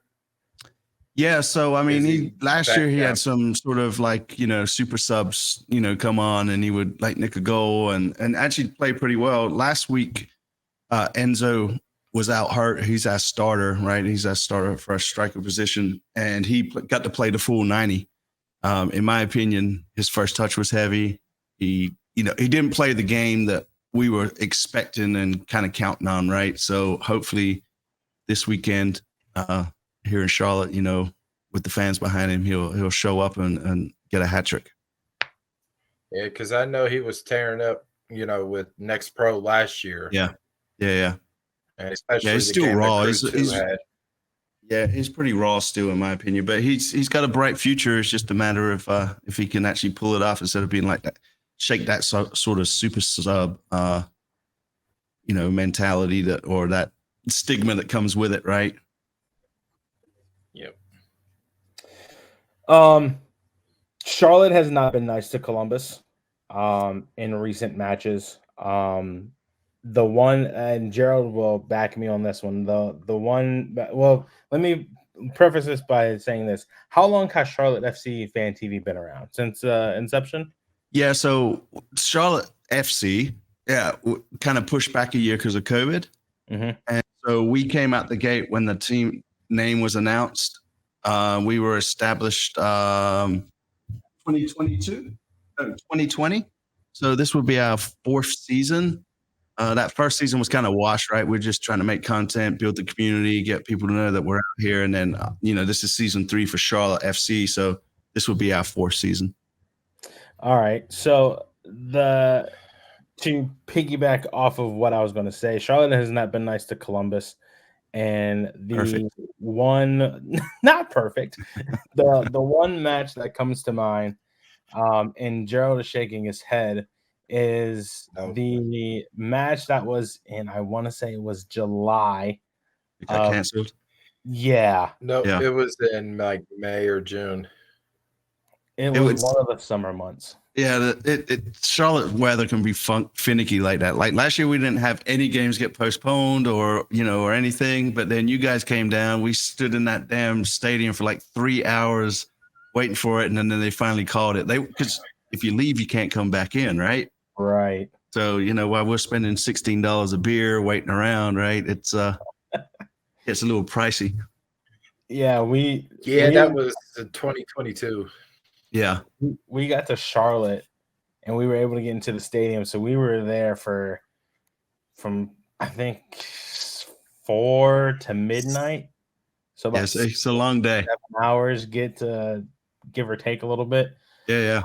Yeah, but obviously, then after that got canceled, the remake in October, or the rematch. Yeah, thank you. I cannot English today for some reason. The rematch in October saw a 2-2 scoreline. And that was the Lucas Zelarayan free kick, long range goal. Yeah, now that was a Kalina just turned off and wasn't paying no damn attention. Like, yeah, I know exactly what you're talking about. That pissed us all off, man. That was when we were started bitching about Kalina having cement boots and everything else. Oh yeah, it was just a mess. It's just a mess, man. Like it just went right over him. I know exactly. I can see the goal in my head happening right now. But that's Lucas. I think that knocked us out of contention for the playoffs too. That draw, we needed a win, I believe, and if we had won, we had made it in because that was before the play-ins, right? And then we were just. I think we missed it by like a point or something like that. If I remember correctly, yeah, I think we both needed that win, right? I wouldn't say us. I think the one that got us was the Orlando match at the end. At the very end of we needed the win because then the Orlando could have been a win or a draw. Yeah, that sounds familiar. I don't know, man. There's so many games, right? They all kind of flood into one. If I remember correctly, you guys were winning also 2-1 late into the game, and then we scored the equalizer. You just gonna beat us up, man? What's up with that, man? Hey! But the following game, 1-0 Charlotte win. Yeah. April 22nd. So there's that. There's that overlining. Yeah. Well, it was just weird, right? Because when that game was replayed, we had to start from like the 16th minute or something. Yep. Right, and then I believe we had to start with the same team that was on the pitch, but I think we had some injuries or something. So there was, I don't know how MLS they just make the rules up as they go along. It seems like. If I remember correctly, because I think we ended up getting an injury also a couple weeks prior to that game, and they could be replaced by somebody who was on the bench. Yeah, so it was kind of as a sub, right? Yeah. Yep. That was. It was just weird because they dropped the ball from where the ball was last played and everything else. It wasn't like a kickoff, right? And it was like, oh, Like, did I black out for 16 minutes? I don't know what the hell just happened. You know? I was on a bus to Nashville watching that game, and I was like, this is absolutely craziness. Yeah.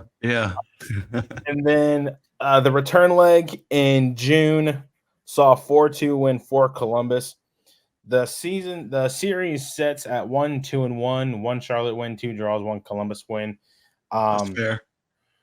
It is. Obviously, you guys you said this is a third season for Charlotte FC. Just what have you liked between the two teams that you've seen so far? What is something that stands out in your eyes? Between Charlotte and Columbus? Yeah.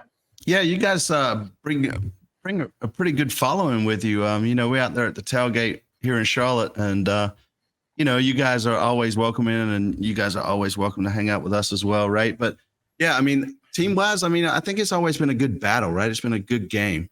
Like you said, the records kind of show for itself, 1-2-1, right? I mean, it's pretty fair. Obviously, you guys went on and did bigger and better things than us last year, but I think we're stronger at home, definitely. My concern for this game is, again, some of our key players are away on international duty, and then 2, right, we got the injuries where some of our players can't even play. So it's going to be interesting. It's going to be an interesting game. I mean, you guys still got the 12th guy. That's right. We bring about an average of about 34 to 36,000 a game, I think. Well, that's really? The 13th guy then. Yeah. So talk a little bit about that. I also want to know what I've heard it told it to us in the press box. What is it the beginning of the game that the supporters do? Yeah. So what had happened is we when Charlotte first kicked off, we had 3 Polish players, right? Mm-hmm. And the Poznan started in Poland. So that's when we started at, right, with the Peppa song. And it just sort of has become a tradition now. So, it's catching on around the stadium. A lot of folks are actually joining in outside of the supporter section. So it's a lot of fun. It gets that hype going right before the ball gets kicked off. And then, we jump up and down for about 2 or 3 minutes. Everybody's wheezing afterwards, feeling lightheaded, and then, we try to stand and watch the game. Is that when more of the $16 beers come into play?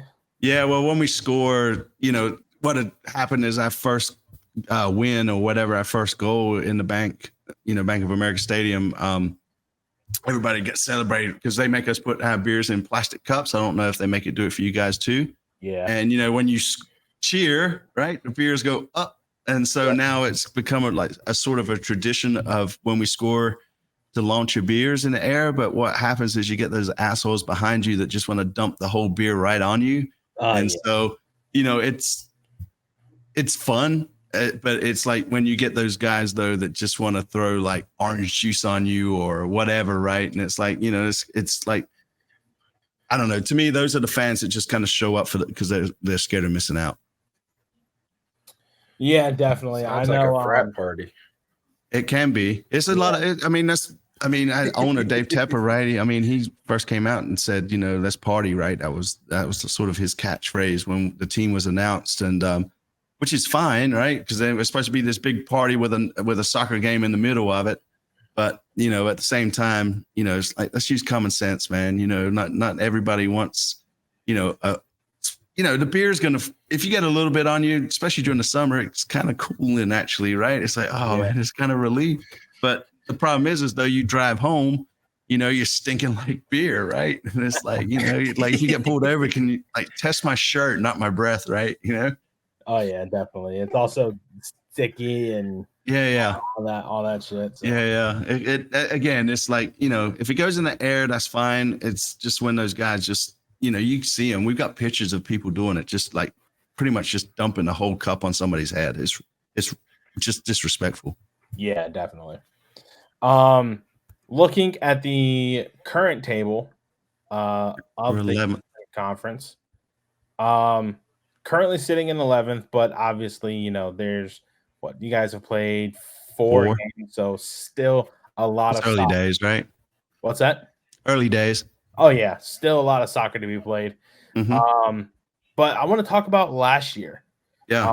You guys make it into the play-in game against the Red Bulls at Red Bull Arena. How important was that playoff appearance for the team, for the city? I don't know. See, I think the people that were in charge of the team season 1 sort of put too much pressure on the team itself, right? Because they came out, guaranteed us playoffs, right? They were saying, like, we're going to make the playoffs. If we don't make the playoffs, that's a bad season for us, yada, yada, yada. And, being an expansion team, obviously St. Louis came out and cooked it last year, right? But then they made the playoffs, and then they lost the first game too. But, it's you want to see progression. Me personally, looking about where we finished, I mean, essentially we finished in 9th, but last year, but because of the play-ins, we snuck in right into the playoffs essentially. So I think we were a point better, but it was good, right? I mean, unfortunately, I think if the Red Bulls had lost, we would have hosted that game, but because they won the game before, they got the higher seed, so we had to go up there.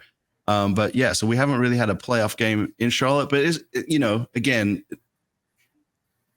anything to keep the football season going, right? Yeah. I don't care if we come in at 9th this year, and as long as we keep winning through those playoffs, right? That's all that matters. But yeah, it was a good time. Some people outside of Charlotte like to give us a hard time saying it was you guys didn't really make the playoffs. I mean, if you go to MLS website, they say we made the playoffs, so I'm just going to go with them since they're the authority over the league. As you should. I think that's the only way. Yeah. I mean, I'm just looking at the table itself in 23. The red line is below you guys. Everybody right. below doesn't we beat Miami and got in with Messi on the pitch for 90 minutes. Yeah. Where are you Messi fanboys at? So I mean, that's definitely a playoff appearance. I mean, it definitely counts. We'll take it. Obviously, playoffs are probably the first objective of the season. I think the ultimate goal is MLS Cup. Yeah. Just how do you feel this season is going to finish playing out? Obviously, there's still another leg to be played here in Columbus later in the season. But just in your opinion, if and when you get the guys that you need, how do you think the season is going to play out? Yeah, I go back and forth on this, right? I don't think we're going to like 6th or 7th for us, I think would be a good season. Listening to what the coach is saying, what our sporting director has been saying, it doesn't sound like we're going to get anybody else in this window, and that they're going to look in the summer, right, where obviously Europe is more keen to offload players and sell players versus that, because they're in the tail end of their season right now, and plus, they don't want to sell anybody that's halfway decent. So, I think the summer window is going to be crucial for us for that push right into the playoff spot. I could see us kind of floating around that 8th, 9th position until then. But the good thing is looking at like the goals against this year. I know it's early days again, but like we've kind of done a 180. Unfortunately, we've also done a 180 on the other end of the pitch where we are not creating as much. Yeah. So, it's shore up the back, right? And then if we can nick a goal, 1-0 is still 3 points. Yep. So we talked about the key players. What are the keys to the game for Charlotte? Again, I think it's just going to be how much we can create. I mean, you guys are solid, right? And it doesn't sound like you, from what I've been reading and hearing, you guys haven't lost many players to the international break or anything, have you? Like 1 or 2? Patrick Schulte, Aiden Morris. Yeah. Oh wow, 5. Yeah. Well, so it might be a good time for us to play you guys then too. Yeah, I mean the only ones that I think you might be okay with us missing is our starting goalkeeper Schulte and Aiden Morris. Yeah. Everybody else is still there. Cucho's still there. Nagby's still there. Evan Bush, who's going to be starting goalkeeper on Saturday. But everybody else is still there. I think those are the only 2, and Schulte and Morris are the only ones that you guys might be like, okay, cool. So they're without a couple of key pieces. Yeah. I mean, I think it's just going to be a midfield battle, right? Whoever sort of can kind of, push, I guess, further up, right? It's just, I think it's going to be a good sort of, in my opinion, a good midfield battle. I'm trying to think of, I don't even know the formation we're probably going to use this week, right? Because again, some of our key players are out. So, last week I think we came out with like a 4-2-3-1 sort of thing. Mm-hmm. So yeah, I would assume that's the formation we're going to use this year, this week as well. We did get this other guy. I call him DD. I don't know about you guys, but I have a hard time pronouncing some of these folks' name. And he had a pretty good game. That was his first game last week. So Diani is his last name. But yeah, I think it's going to be whoever controls the midfield, I think is going to control the game, right? And I guess it depends too if you guys decide you're going to sit back or if you're going to attack, or like we do press, but we only press when necessary. At least under Dean, it looks like. Yeah. It's kind of hard. It's kind of hard picking, guessing with Nazi's system on when they're going to sit back or when they're going to, attack. Yeah. I mean, so last year we were all about possession, right? I think we had some really high possession games, like almost like 60% some games and 70%.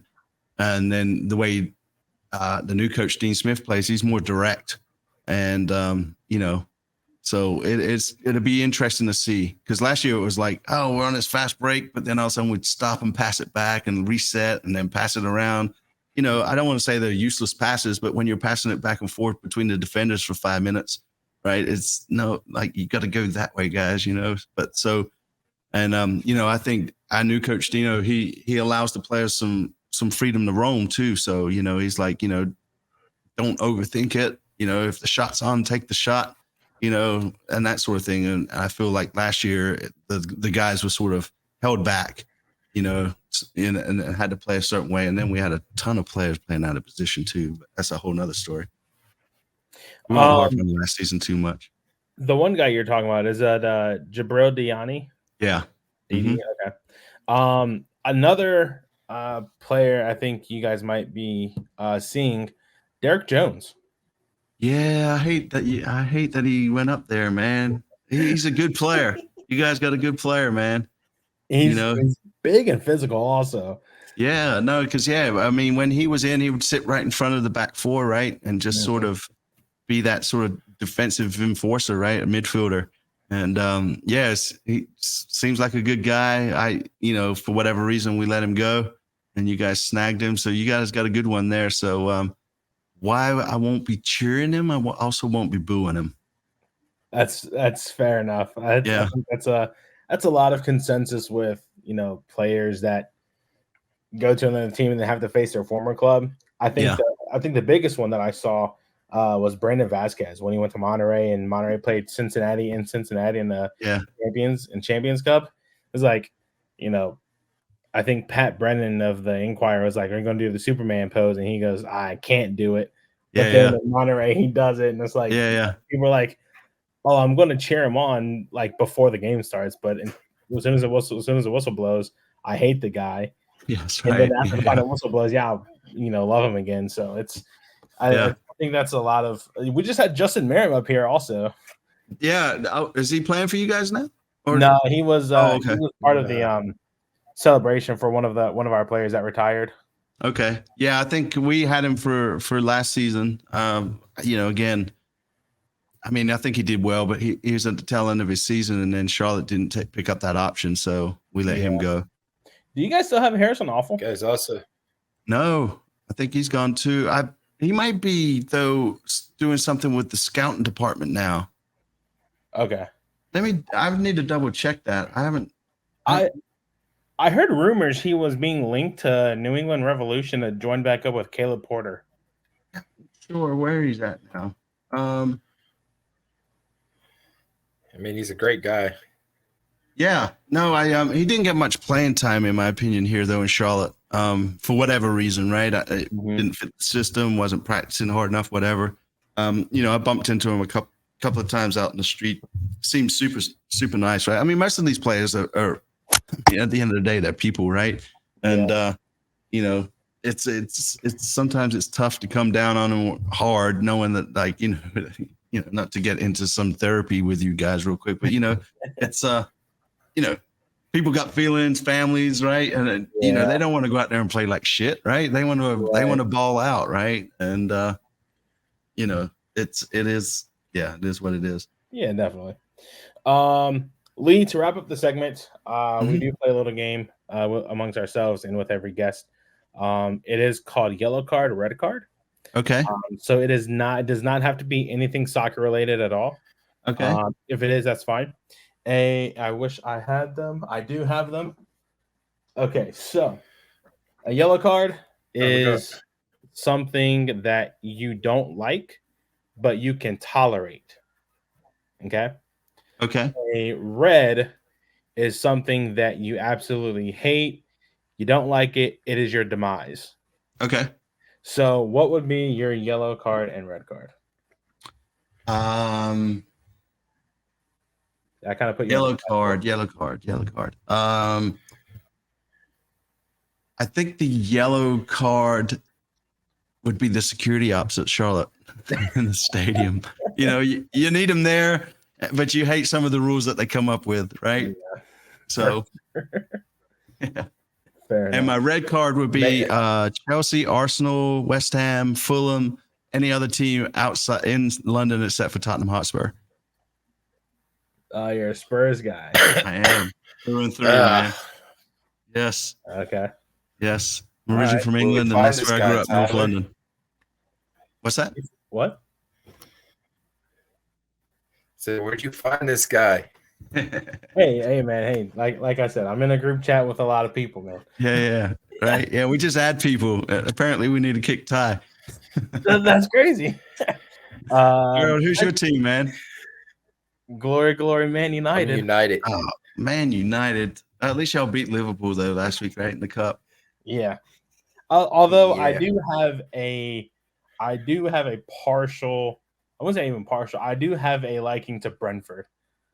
Yeah, I could see that. That's fair enough. That's I'm me though with like Luton and Nottingham Forest. Like when I was growing up in England, Nottingham Forest was the team, and to see them to get a couple of points taken away, and Man City over here just breaking all the rules and nobody's looking right. Oh yeah, I know. Anyways, we could go on about that for hours.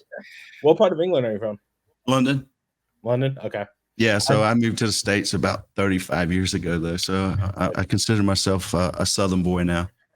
All right. I just before you even hopped on, I added Arsenal's anthem to my ultimate team. So I was like, yeah. Well, take the L already. Take the L already. That's crazy. Lee, where can the kind people of our show find you at? Yeah, I mean, all the socials, right? At CLTFC Fan TV. Like I said, on YouTube, same handle. Live shows on Tuesday nights at 9. Jump in. We just, essentially we're just two guys, or two clowns, I guess, with a camera. And, we just try to help bring the news and the spirit and build the community of soccer in Charlotte. And we do everything we can to support Charlotte FC and help the fans out along the way. Lee, thank you so much for doing this, man. I hope you had a good time as much as you did. Huh? Hold on, Ty. You forgot one thing. What? It's the most important part of the show. Lee, what's your prediction for Saturday's matchup? Oh, yeah, I forgot about that. Oh, the prediction. So on our show Tuesday, I think I said 1-1, and I'm going to stick with it. 1-1? Okay. Yeah. All right. Just one of them sort of like gritty, drawn out games, right? And it's just going to be just a 1-1 where both teams go, fair enough. We'll just lick our wounds and go into the next game. It all depends on these damn refs. Oh, don't even get me started on that. Oh, we had 2 cards, man. We had a penalty. Never mind. I'm not going to go there either. No excuses, man. No excuses. Oh, man, it's rough out here. It's rough out here. Lee, thank you so much for doing this, man. Really, no problem. Appreciate you having us. Hope you had a good time as much as we did. Yeah. And good luck this weekend. Yeah. Well, I would say the same to you, but I'm selfish like that. Fair. Hey, if you're ever up at Columbus, just hit us up, let us know. Yeah. Maybe I will try to sneak up there, depending on the weekends. Is sometimes if we got the kids or not, right? It depends if I can get away or not. So if I don't have the kids, I'll try to get up there. I'd love to come check out y'all's stadium. Definitely. Again, thank you for doing this. This has been the Wisemen Say podcast powered by Yamo Media. We'll be right back after this.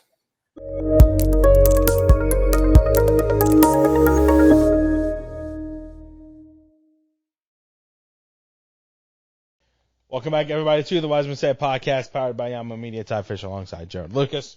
Prediction time around the league. Starting at 2 o'clock, Red Bulls enter Miami.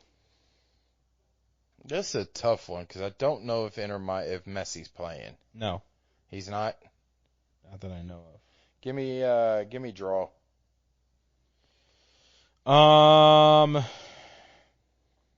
Well, we know that they can win without Messi. Miami can. Yes. But they haven't played a team like the Red Bulls that love the high press. Correct. And it is at home for Red Bulls. Give me 1-0 Red Bulls. I'm going to draw. Revolution, Chicago. Oh, man. I think this is Porter's first win. I'm going to say it's going to be a 1-0 New England win. 1-0 New England? Yes. They are the favorite. Give me 1-1 draw. That's fair. Starting the 7:30 games, Vancouver, Salt Lake. Oof. This one a tough for me because Vancouver's actually playing nice. They are favored. They're at home, but I still like Salt Lake's Real Salt Lake. Give me 2-1 over Vancouver. Give me 2-0 Vancouver. Okay. Toronto, Atlanta, from BMO Field. This is a tough one because the way Giakoumakis is playing is crazy. But Toronto's is hot right now as well. I'm going to go 3-2 Atlanta. Give me 2-1 Toronto. 2-1 Toronto? Yeah. Orlando, Austin. I think Orlando breaks out. You know, it is at home against Austin, and Austin's not doing pretty well right now. So give me Orlando 2-0. I'll take a 1-1 draw. Okay. Cincinnati, New York City, from TQL.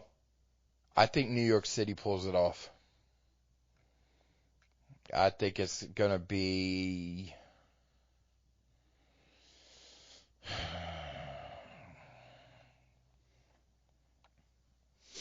2-1. I think Lucho still finds a way to get a goal. I'll go 2-1 Cincinnati. Just because it's at home. Hey, we've seen... Oh, I know. Crazy things have happened. Yeah. Starting the 8:30 games. St. Louis City, DC United. Give me St. Louis. I'm not putting a number on it.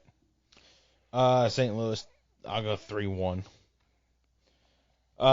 Sporting Kansas City, LA Galaxy. Give me Galaxy. I'm telling you that's one of my favorite to make the Western Conference playoffs.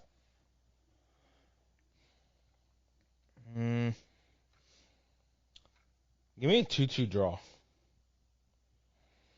I don't know why.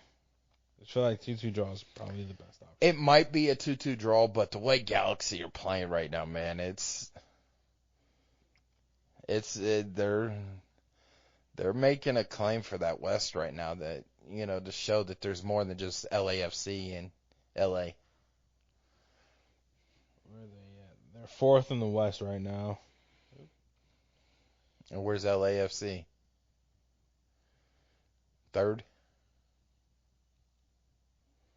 10th. Okay. Well, Jesus. Yeah. They're 10th right now. But starting the 9:30 slate, only one game. Colorado, Houston. Give me Colorado. It's in the Rocky Mountains. It's at Dick's Sporting Good Field. 2-0. Give me 2-1 Houston. San Jose, Seattle. Starting the last 10:30 games. Give me Seattle. Seattle? Yep. Yeah, I like that too. 2-1, I'd say. Yeah. Yeah. LAFC, Nashville. Nashville. I just don't think LAFC is the same LAFC that we've seen the last, 3-4 years. I'll go LAFC 2-0. I'll flip it. Nashville 2-0. Okay. Rounding out the night, Portland Timbers, Philadelphia Union. Oh, this is a tough one for me because I want Philly to get back on track, but also at the same time, I want Phil Neville to succeed out there in Portland.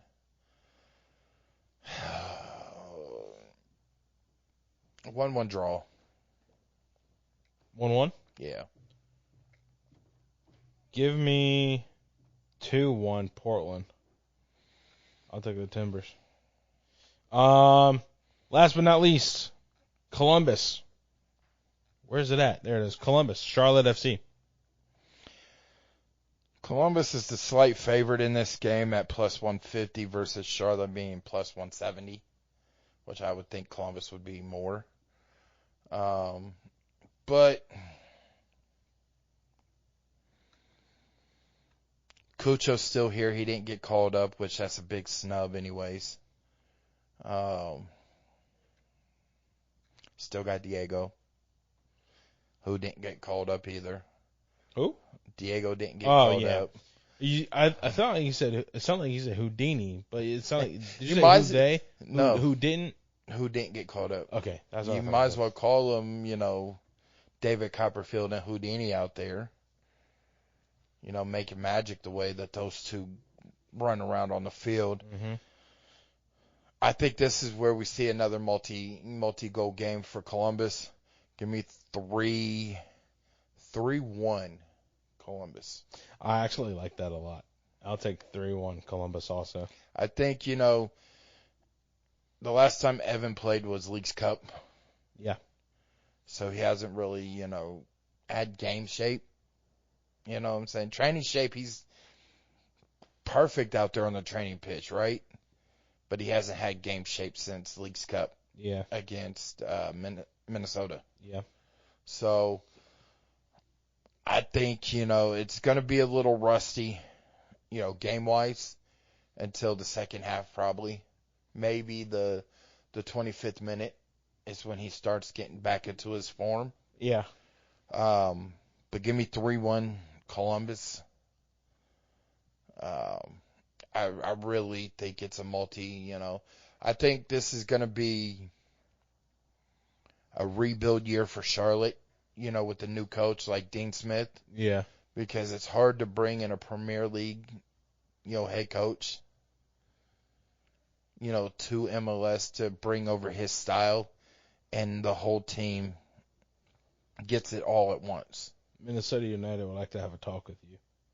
Oh, well. Dean Smith is also from the Premier League, too.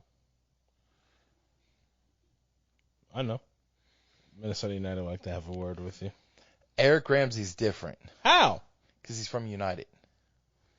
They're the Prem. Yeah, but their system is similar to what Minnesota was running a little bit. So it's easier to bring in a coach from the Premier League that runs a similar system for the players to get. Yeah. When you're talking about you're going from, one system that Charlotte was running last year to bringing over another Premier League coach that runs a totally opposite system, you're going to have those growing pains in the first half of the season. Maybe they make a surprise run, second half of the year. Yeah. Right after Leagues Cup. But it's hard to bring a Premier League coach and implement everything, and the players get it just like that. Yeah, fair enough. You know? Yeah. So with Minnesota, bringing Eric Ramsey from Man U, right? They run a similar style. It's easier to slide that in as, as you're going. Because the players have been running similar, just you have to tweak things here and there, but nothing drastic like Charlotte. Yeah, fair enough. Last segment, yellow card, red card.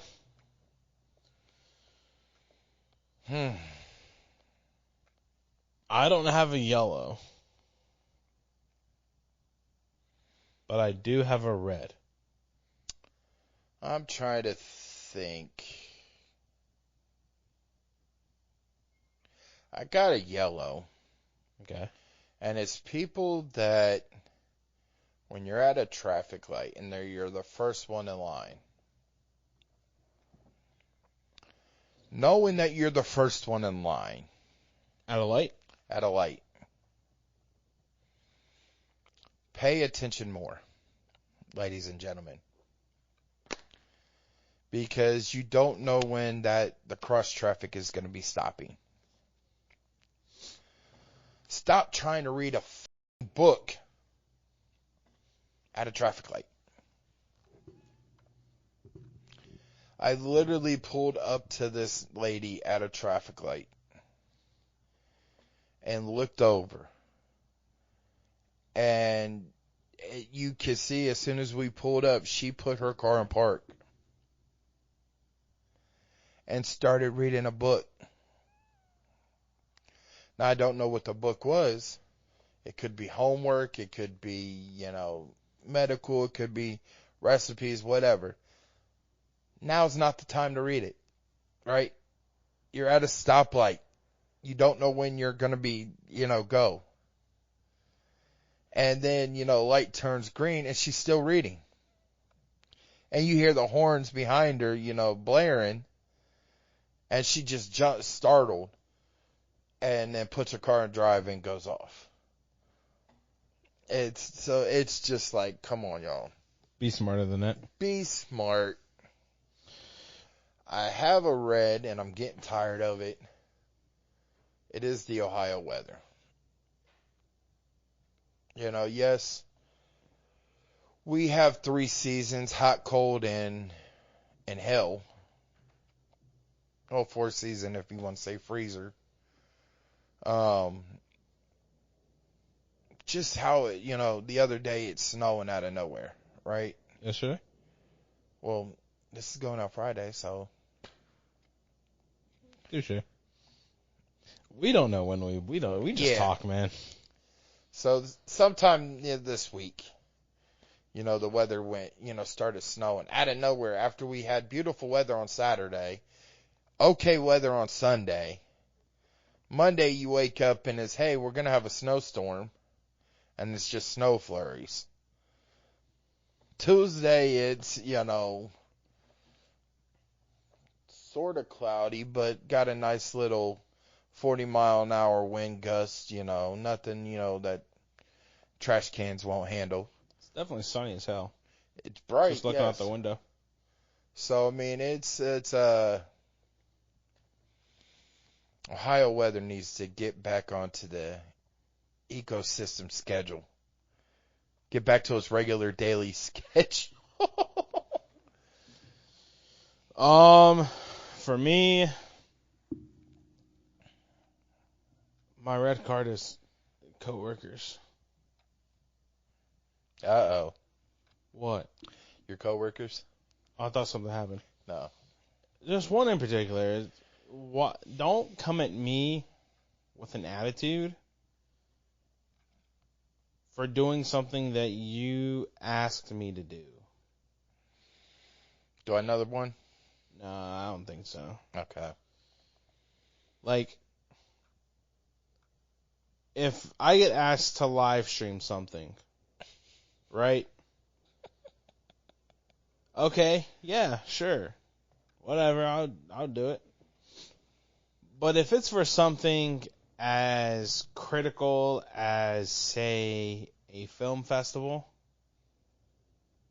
that hasn't happened yet, and you ask me to live stream it like a private thing because somebody you want to see lives out of state and whatnot, and you ask me to live stream it, you know you're running the risk of disqualification by asking me to live stream it. So don't come barging into a room with an attitude telling me to take it down. Because if this film festival knows that you did this, you're disqualified. That's on you. You know the risk that you were taking were asking me. You shouldn't have asked me in the first place, because if you knew that, you wouldn't have asked to live stream it. Mm-hmm. Don't come at me making it my fault. I'm doing what you asked me to do.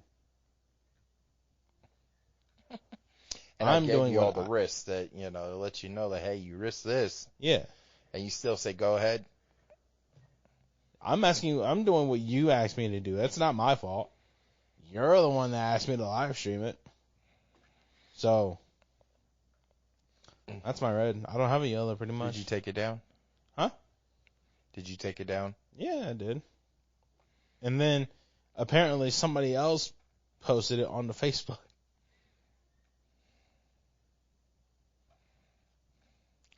Yep, you're disqualified. So, hey, if it happens, that's on them. I only did what I got asked to do. That's not on me. No. That's not on me at all. You need to start having waivers. You know what needed to happen though at the premiere thing though? Everybody should have signed an NDA. Yep. Everybody should have signed an NDA. A waiver of some sort that says like, hey, if you post this, you're disqualified. Well, not even talking about it. Like NDA, like everybody that was there, family, friends, and whatnot that was there, should have signed an NDA saying, hey, this is a private screening of XYZ for this. By signing this agreement, by signing this whatever, you agree to not disclose any details of the film until the film was released, etc., etc., etc. Yep. Right? You agree to do this under these circumstances. If not, then we have a right to do whatever we want with possibly suing. Yeah. That's all you had to do.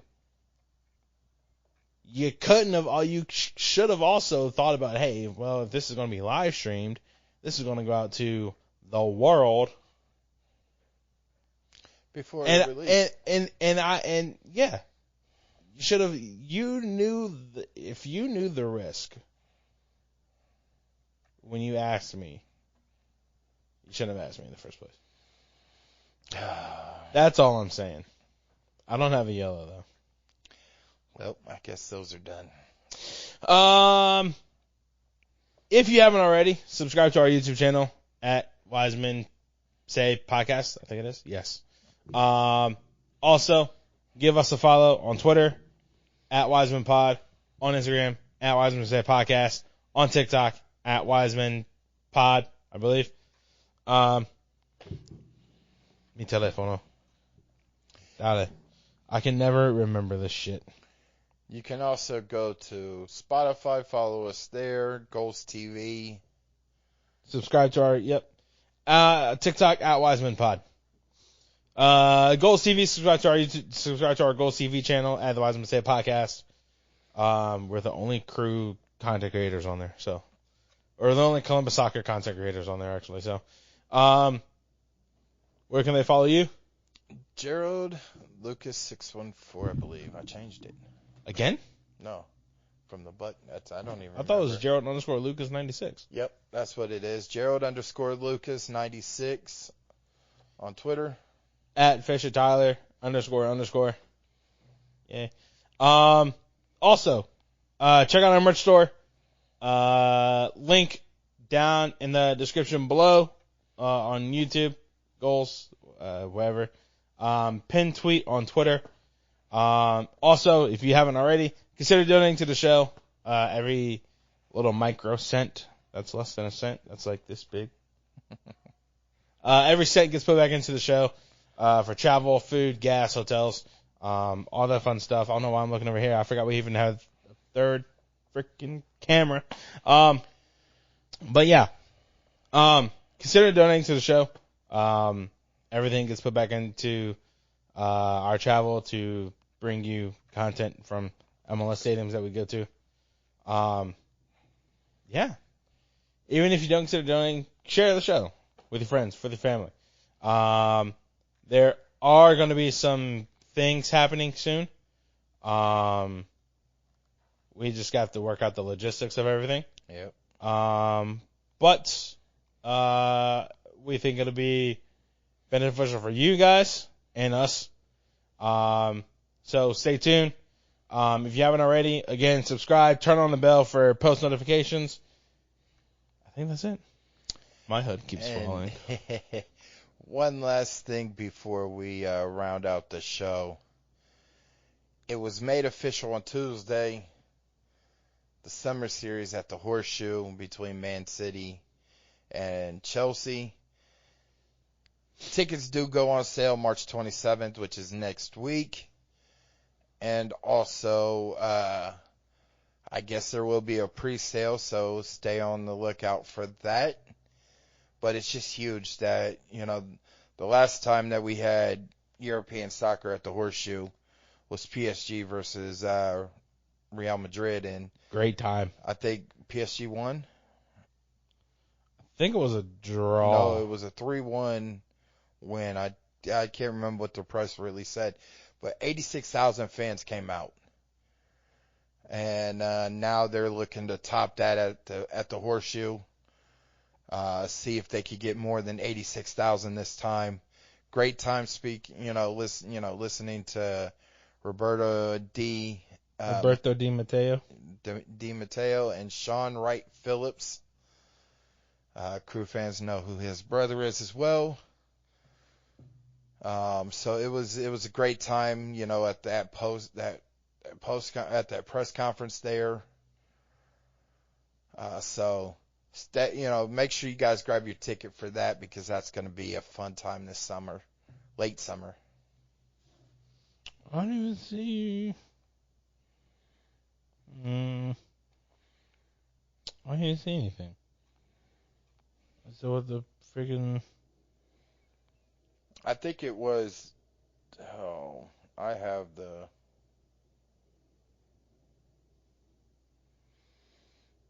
Anyway, I don't know.